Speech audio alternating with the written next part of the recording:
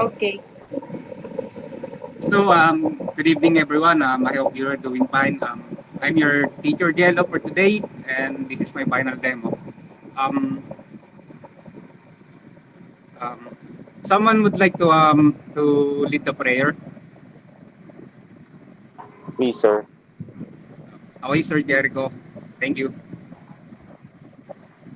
Um, let's pray. In the name of the Father, and the Son, and the Holy Spirit. Lord, I would like to thank you for your grace to gather us to join and participate in this meeting today. And God, thank you for giving strength and letting us life as we share today to support Sir Jello for his discussion. And I'm hoping for your guidance for everyone in this meeting to have their peace and health in this time of pandemic. And I'm hoping you, God, to bless everyone in this world who's in need. In the name of the Son and the Holy Spirit. Amen.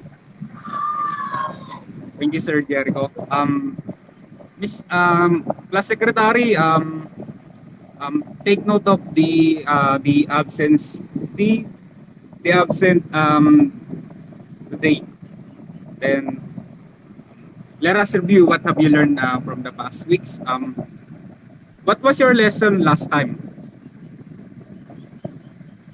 Anyone? Kindly raise your hand or Ma'am Evelyn, what was your lesson last time? Time we tackled about communication, the communication between the five districts and the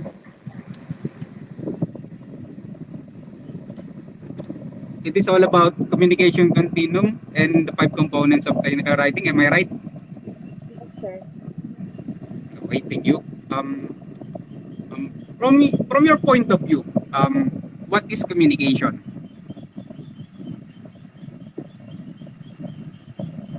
Anyone? Ma'am Divine? Sir, communication is the exchanging of information or idea. Also, it can be news, and communication also refers to sending and receiving message. Thank you. That's why we have the communication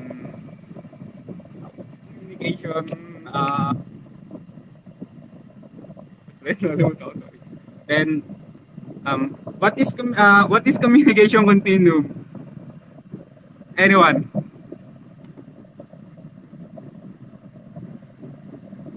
Sir Gabrielo. Thank you. For me, sir,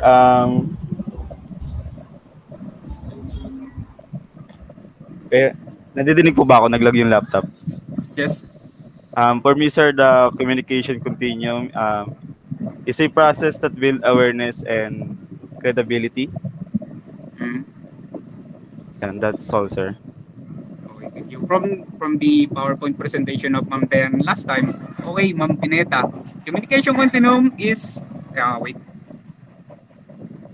um, according to Miss Pineda, communication continuum, it is useful to categorize the relationship in our lives as well to understand the type of communication we use on that relationship. Okay, thank you.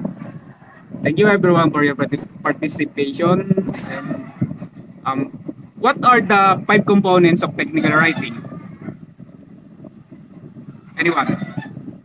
Just try to analyze the okay, Ma'am Sir Joshua, Sir De La Cruz. What are the five components of technical writing? Yes, thank you po. According to what we discussed last time, there are five components of technical writing. One is development, grammar, organization, style, and document design. Okay, thank you, Sir De La Cruz. Thank you, everyone. Now, let's go to my. I want to show you a video, but fortunately, I can fix the audio, but it has the subtitle, so you can read it. Thank you.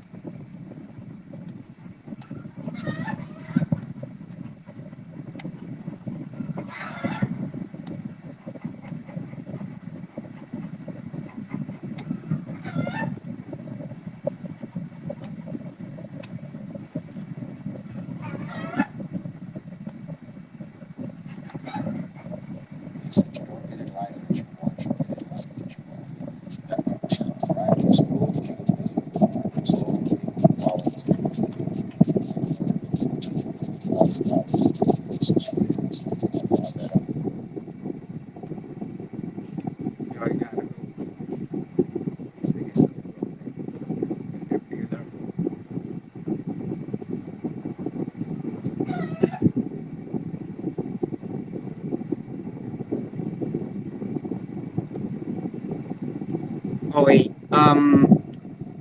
According to what have you heard, what have you read on the video? I'm sorry, unfortunately, the audio. Um, why do you think communication skill is vital? Any insights? Any insight, please? Why do you think communication skill is vital? Hello, am I clear?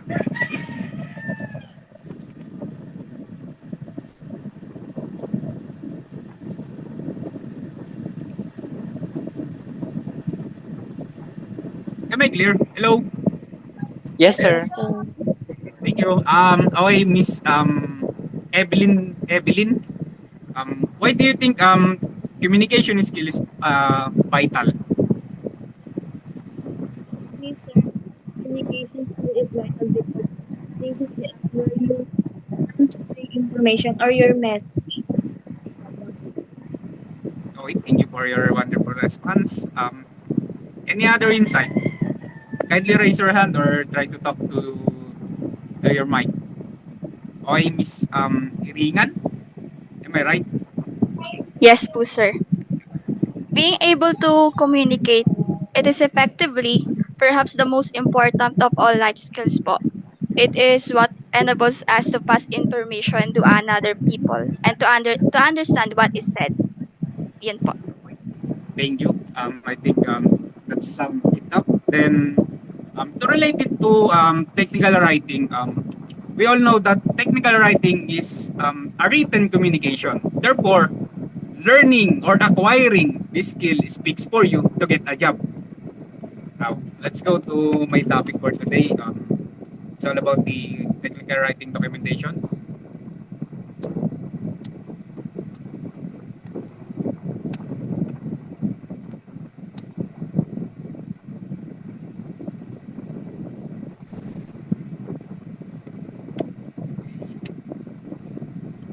Technical writing consists of many different types of documentation, such as letters, memos, reports, and email. But from the letters, we will focus on the business letters, such as the sales letters and inquiry letter. Then someone would like to read. Anyone? Okay, Miss Amy.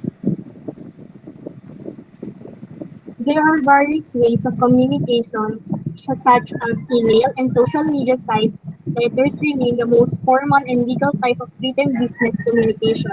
It can use indirect and direct approach. Um, um, it can be indirect and direct, but since that our lesson was all about technical writing, we should be direct to the point to avoid confusion. Next, an effective learner letter should be number one, clear on objectives because to be precise, just to be precise. Then number two, concise. It should be giving a lot of information and comprehensive, but in a lengthy manner. Next is accessible and accurate. From the point of view that a letter should be direct to the point, um, and just like that, just to avoid miscommunication. Then number five, recognize audience. Upon writing, we should be aware who are the receiver of the letter. Again, all of this is just to avoid miscommunication upon writing a letter. Are we clear? Yes, Yes, sir. sir. Sir. Yes. Um, we have the eight essential components of letter. Please take notes of this. First is the writer's address.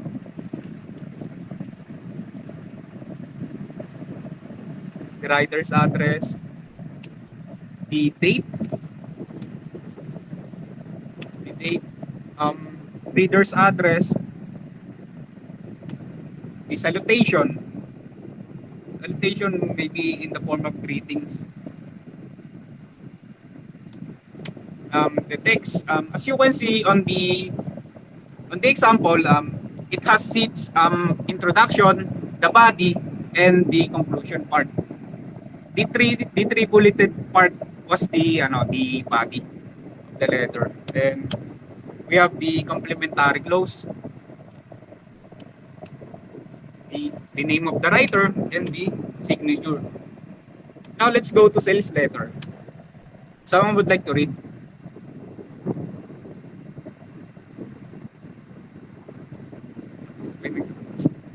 Sir Gabrielio. Sales letter. A sales letter is a marketing tool that promotes a product or service. Okay, sir.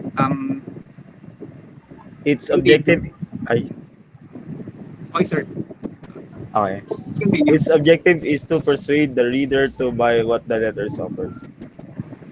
Okay, continue. To be effective, its scope must describe a particular benefit that the reader will gain by making the purchase, such as a problem solved or a need fulfilled. Now, here's a sample of a sales letter. Do you find it persuasive?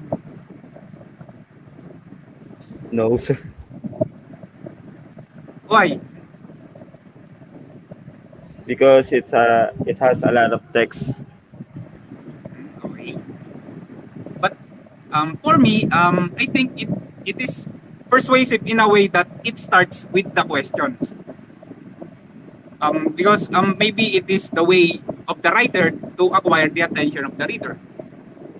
Next is, do you think it has the need to be fulfilled? Anyone? It is written on the body part. Okay. I think it has the need to be fulfilled because according to the text on the body part, it encourages the creative teaching, student involvement, and shared learning. Next. Um, on, on, on creating a sales letter, um, what should be the content of your sales letters? Or your introduction, ask yourself why you are writing. Then, to solve a reader's problem or fulfills a reader's need, of course. On your introduction, it should be presenting the product or service that you are attempting to sell. Then, on the body part, ask yourself, what exactly do you want to say?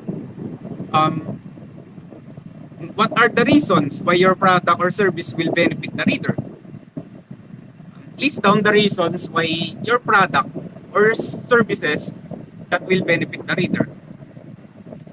Next is conclusion. What is next? When the reader should purchase this product or service and why that date is important. Um,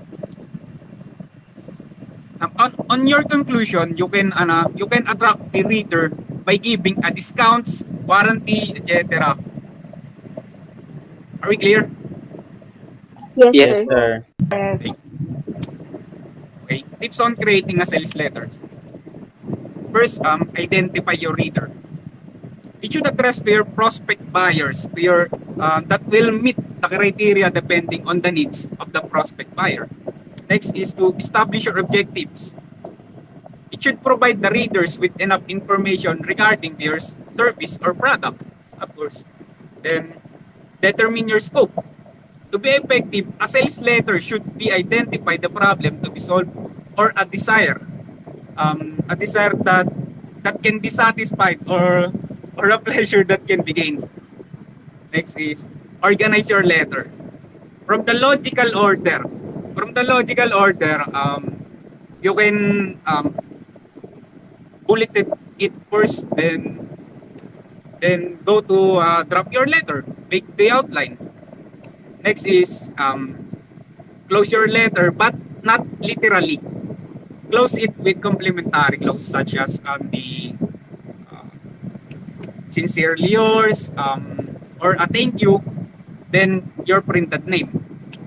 Lastly, review and revise your sales letters. Of course, to anything that we write, we always review and revise what we are writing, because and always check for the typos, the choices of words, and the accuracy of the letter. So it can it can cope up the miscommunication. Are we clear? Yes, sir. Yes, Yes po. sir. Next is the inquiry letter. Anyone would like to read? Me, sir. Okay, sige, proceed. Inquiry letter is a way of asking information in professional manner. The purpose of inquiry letter is to obtain help, information on specific product or service. Okay, thank you. Miss Unita, am I right? Junita, sir. Unita, okay, sorry.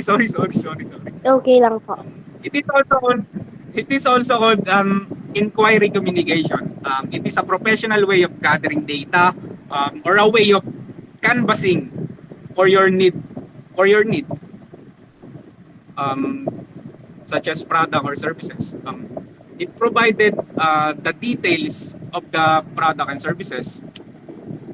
Next is, here's an example of inquiry letter. As you can see on the body, um, there are the queries and clarification regarding to the product or service. Next is, these are the body, the introduction, body, and conclusion of inquiry letter. What should be the content of your inquiry letter? First, the introduction. Ask yourself, why are you writing? Um, of course, to ask your queries about, or your questions about the details of the product or services. Next is body. Question, what exactly do you want to say? List your specific question. After you list down your question, make sure it is clear to avoid confusion. Um, Next is confusion. Conclusion. What is next? When do you want an answer and why is that date important? And to conclusion, demand or try to know the details, of the response. Okay, next is, we have the two types of inquiry letter. First is solicited and unsolicited. On the solicited response, it is basically a response to an advertisement slash sales letter of a seller. Just like on the Facebook ads, it will pop up on your screen. Then if it pick your attention, you will ask about the details of a certain product. And the commonly is how much. Next is unsolicited, written by a potential buyer interested in the product or service. It is at the own initiative and convenience of the sender. Meaning, unsolicited, it is like canvassing on a product or services that you need. Okay, are we clear? Yes Yes, po. Yes, Yes, sir. sir. sir. Right now, let's go to memo, memorandum. A memo or excuse, a memo or memorandum meaning reminder, or to remind, or used for communicating policies, police procedures, or related official business within an organization. Basically, memo is all about a reminder or updates. It is commonly seen on a bulletin board of your company or on a web page of the company. It depends upon the purpose or the means of how it will send to the employees.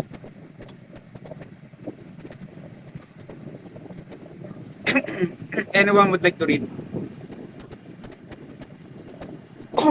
po, sir. Okay, please proceed. Memorandum. It is often written from a one-to-all perspective. A memo should answer all the WH questions. Okay, it is from a one-to-one perspective. A memo should answer all the WH questions. For example, the letter of the memo of Jollibee. Am I right? It is on BGC.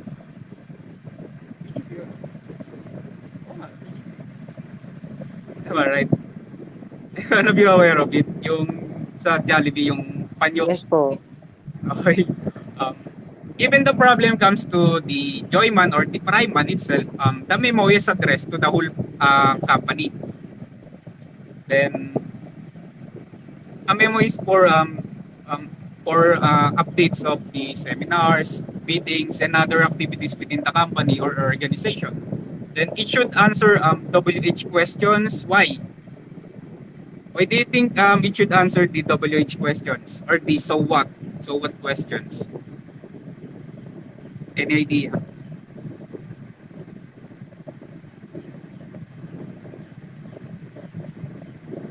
Anyone? Okay, Miss Lorisa. I think po, the memorandum should answer the WH questions for all the readers to understand where, for example po, sir, there is an invitation for a meeting for the readers or audience po to understand when will it happen, what is the topic, what is the meeting all about, like that po, sir. Exactly. Thank you, Miss Lorisa. It should answer the double H question so the employee know the details. Exactly. Thank you. The details of the memo or to avoid confusion regarding to the content of the memo. Now, difference of memo to letter. Um, a memo is an internal form of communication, meaning um, the scope of the message of the memo is within the company only. And on the vice versa, the letter external form of communication because it can be sent outside the company or the organization. Here's an example of a memo. Unlike the letter, it only has four components. These are the date, to, or the name of the reader. Commonly, it addressed all depending on the purpose of the memo. Excuse. The from the name of the writer or commonly the boss that give the memo, and last subject. The topic or the post, the memo, it should it should be typed in capital letters to call for attention. Purpose of memo is to first of course is to inform or give updates to the company or organization to avoid grapevine speculation. Any idea about grapevine speculation? Parang mali spelling. Any idea?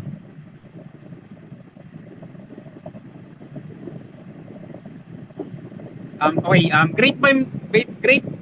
grapevine speculation, it is like the haka-haka in Tagalog, because it starts with the gossiping or the rumor inside the company. For example, the cutting of the budget in the company, it will not if it is not discussed properly, it makes the employee to think that something will happen or someone would lose a job, etc. or raise speculation within the company.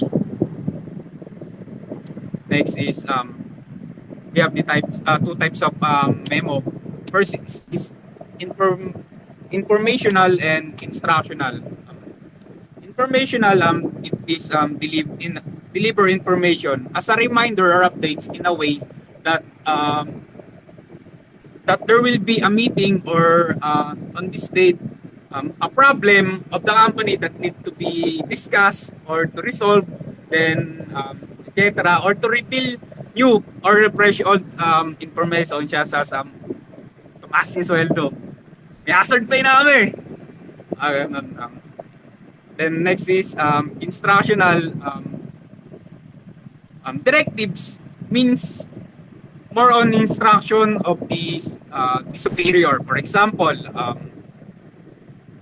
on the Jollibee in the BGC, there's a memo that the store will close for 3 days due to the incident, and it is addressed to the public. And in instructional, it is more on guidelines to address the problem. Okay, am I clear? Am I pass? Yes po. Next is report. Anyone would like to read?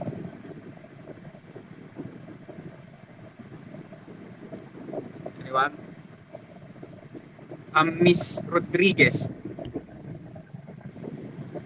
Report. A report is a clear and concise document that is written for a particular purpose and audience.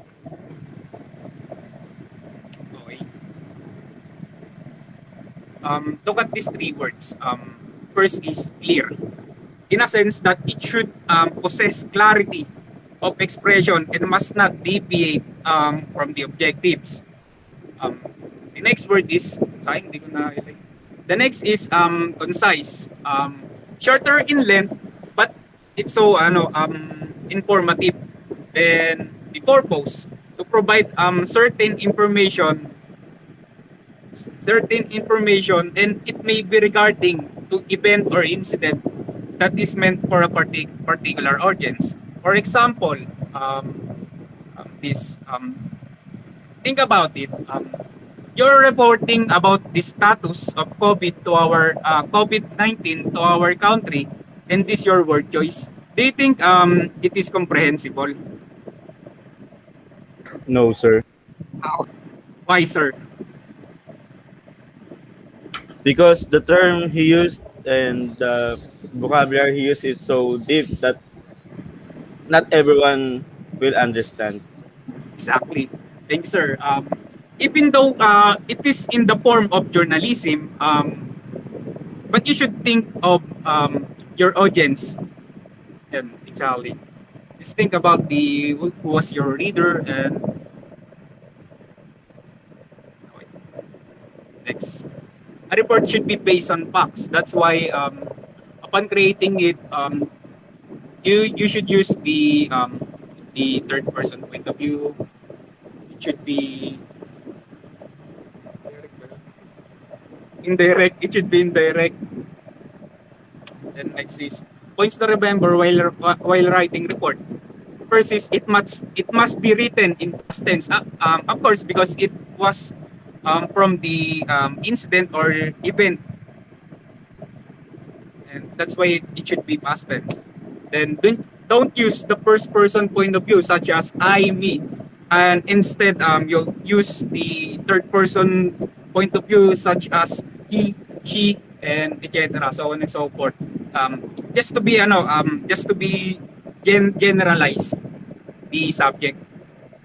Next is use indirect speech and use passive voice. Passive voice because it allows writers to highlight the most important participants or events within sentences by placing them at the beginning of the sentence. Next is components of a report. First, identification lines. Identification lines such as the date, the to, the from, and the subject. Just like on the memo, it should be typed in capital letter also. It has the body, then the conclusion.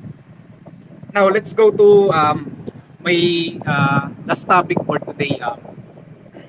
What did you observe about the pictures?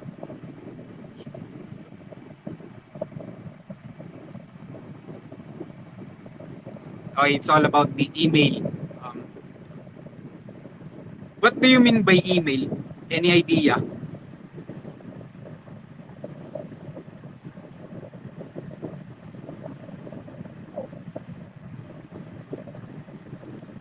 Yes, Sir Gabrielio. I believe, sir, email is a form of communication through internet or virtual communication. Thank you, sir.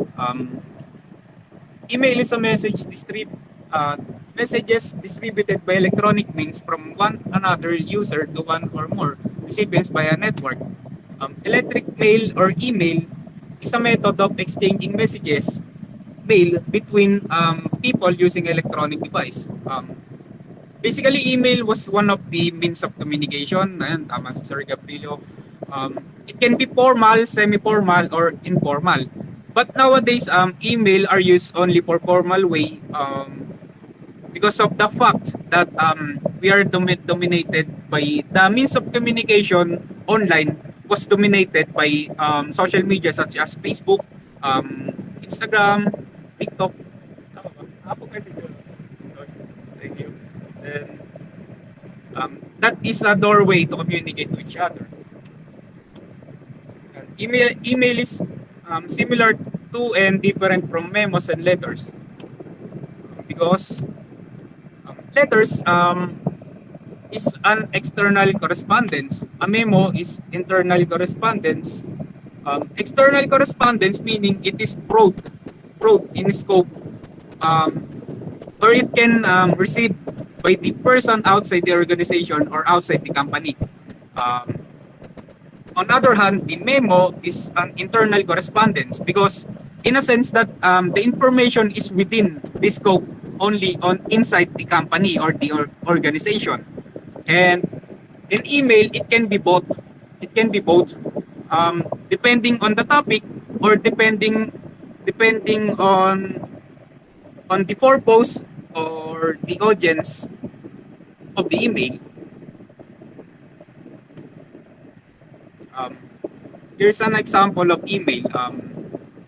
The components of an email is the to or the recipients, then the CC, the carbon copy is, and the BCC,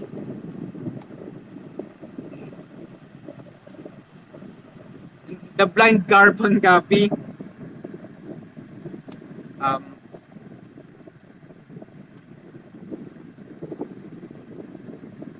the subject, salutation, body, closing words, and name of signature, and also you can add attachment on the email such as files, pictures, audios. Next is we have the three types of email. First is the informal email or it, it was written for friends, family members, or relatives. Greetings and closing should be on informal email and use polite, friendly, and casual words properly. On the other hand, semi-formal email is written for teammates or colleagues. Greetings, closing, and clarity should be on it. Can use friendly language but have them maintain to limit and decency and length. The formal email, an email written for business communication or professional use. Greet appropriately, then keep things short and concise. Next, advantages of email. Um, keep, anyone would like to read?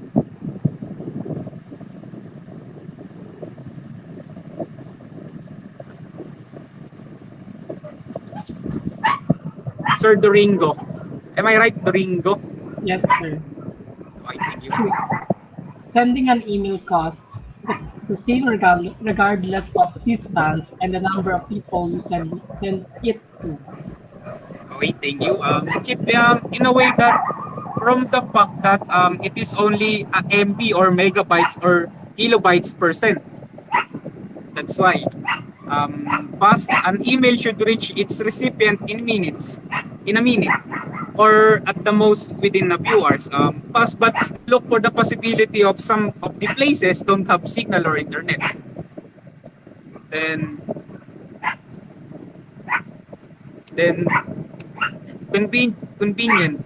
Your message will be restored until the recipient is ready to read it and you can easily send some message to a large number of people. Then lastly, it is permanent. You can keep a record of messages and replies, including details of when a message was received. And now for the last disadvantages of email. What do you think the disadvantages of email? Anyone?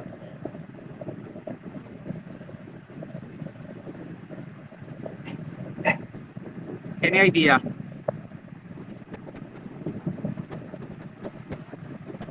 Sir Gabrilio. Sir, for me, the disadvantage of email is not accessible all the time because when you don't have an internet, you cannot access it. Okay, thank you, sir. Um, Miss Carmona. Sarap siyang minsan po kasi ulit yung email, gano'n, minsan. Okay, it's prone to technical glitches, no? Okay, disadvantages of email, it is prone to hacking and technical glitches. There are various disadvantages of email, but I think these three was the possible that we can experience. First is prone to hacking because we all know that every account of us are interconnected to email, such as Google, Gmail. Um, that's why hackers are onto emails, and when sign up to social media, or even on bank or ATM, you will give your email address. Am I right? Yes, sir. Yes po. Thank you. And it is prone to technical glitches in a way that sometimes the system are down or maintenance or temporary loss of service, and it can be a hassle. For example, it is for the business purposes, it can be delayed. Then it can cause information overload, such as the email you receive can be a spam. Example, there are lots of business advertisement that comes to your email, and it will um, it will become a spam. And lastly, it can be used to transmit computer virus. Are you familiar of I love you virus? Yes, sir. Yes po. That's why when a stranger try to email us, especially the links, um, think twice before to click. And that's all for today. Okay, to sum up our lesson for today, I would like to ask you, what have you learned from my lesson today?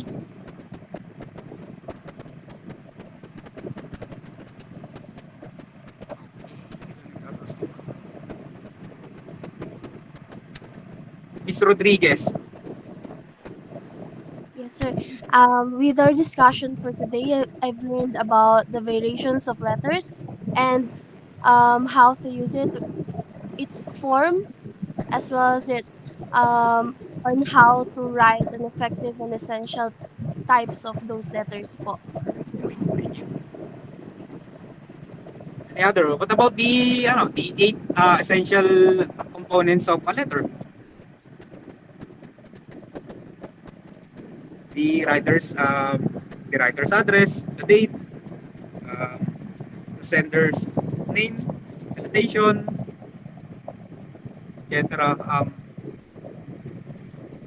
Okay, any insight about sales letter? Anyone?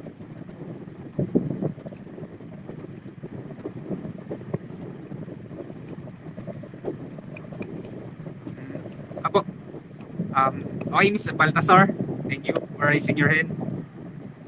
Um, I learned that sales letter helps one to persuade a potential customer to buy a certain product.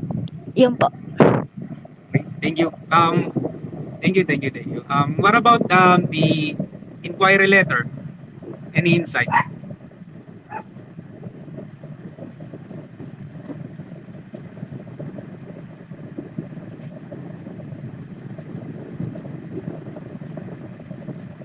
An inquiry letter. Okay, Ma'am Molina. Thank you for raising your Um, hand. an inquiry letter is the type of letter used by potential customers to ask questions or inquiry regarding a certain product or service. Thank you. Okay, thank you. Very good. Um, how about the memos? Someone like to express about the insight? He or Sir Duringo? Kasi Jollibee Crew, now I know the difference between the informational and the instructional memo. Uh, Now I know the given memos to us if it is instructional or informational. Thank you. Can you apply it to your can you apply it? Do you think you can apply it to your workplace? Yes, maybe. Okay, thank Ba, you. pero po yung ano, Yung yung memo mo, no? ngayon alam ko rin kung ngayon alam ko rin yung binibigay yung binababang memo sa amin kung informational ba o instructional. Kasi di ba kadalasan parang parehas lang. Oh, yes, yes, yes, yes. Okay, thank you, thank you, thank you, thank you, thank you. About report. Any hands would like to give some insight about report, about on creating a report or um, discussing a report, writing a report. Any insight?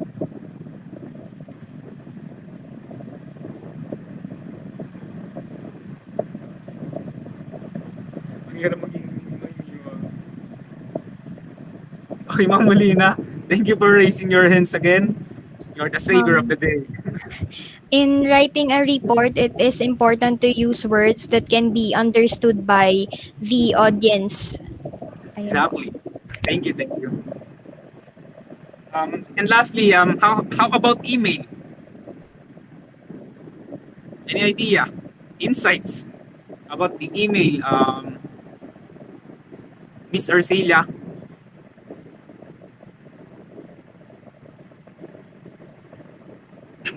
Miss Arcelia, you're raising your hand. Okay, Ma'am Pascual?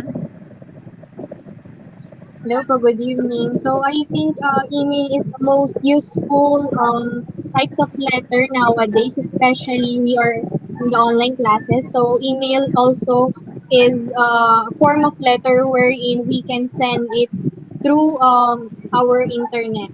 Maybe we are home or in any parts of the world. You were talking about the convenience of the email. Am I right? Yes, sir. Okay, thank you. Um, According to Ma'am Arcelia, email is the exchanging of messages. Wait,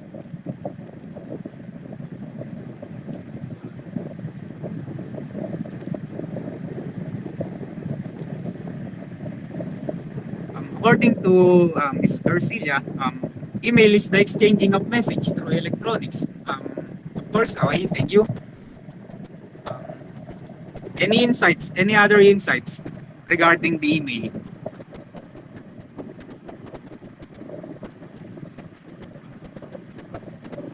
Okay, Sir Gabrielio. Sir, I really appreciate that now we know na hindi lang pala email yung email. It has variations, it has different um different ang tawag doon? At saka meron din po pala siyang disadvantages. Okay, thank you. Um, okay, that's all for today. Thank you. For your activity, I will send you the link of your activity number one. You just create a brief summary of our lesson for today. Submission is till June 4, 2021. For the excellent part, I will give you 10 points. If the summary is very specific to the lesson, 4 pa lang ngayon, sorry. Sorry. June 7. Submission is still June 7, 2021. Monday. Sorry. I'll give you 10 points if the summary is very specific to the lesson and clearly addresses the main ideas of the lesson. And 8 points for a good if the summary includes most of the key points of the lesson. A 6 points for fair um, if the summary does not include many key points of the lesson, and I think 4 points if does not summarize the lessons main idea. Any question regarding the activity number one? None, sir. Nancy. None po. Thank you. Then for activity number two,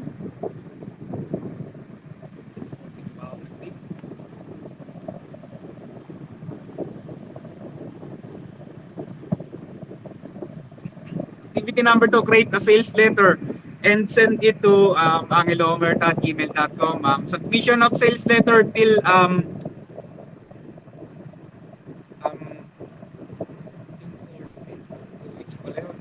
till June 11. June 11, Friday. Um,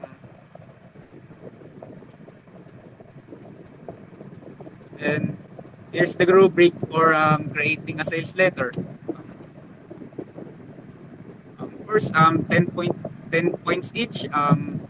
As the student provided the 8 letters essentials. Okay, then does the students introduce, explain why he or she is writing and what he or she is writing about. Does the student's body of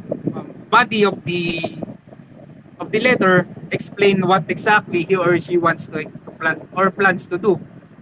Number 4 is, does the student conclusion explain what is next, specifying when there should be a follow-up action and why that date slash time is important. Then number 5 is the letter clear, answering reporters' questions and specifying. And lastly, number 6, is the letter concise, limiting word length, sentence length, and paragraph length. Um, are we clear on the rubric of creating a sales letter? Yes, sir. Yes, Yes, sir. sir. Sir. Yes po. Yes. And I will send you the link uh, of the summary, a brief summary here, GC, later after my class. And I think that's all for today. And thank you for listening to my presentation. For your assignments, please do have a wonderful weekend. Happy weekend, guys. Thank you. Thank you, sir. Thank you, sir. Thank you, Yes, sir. sir. Thank you, sir. Thank you, Thank Thank you, you, sir. sir. sir.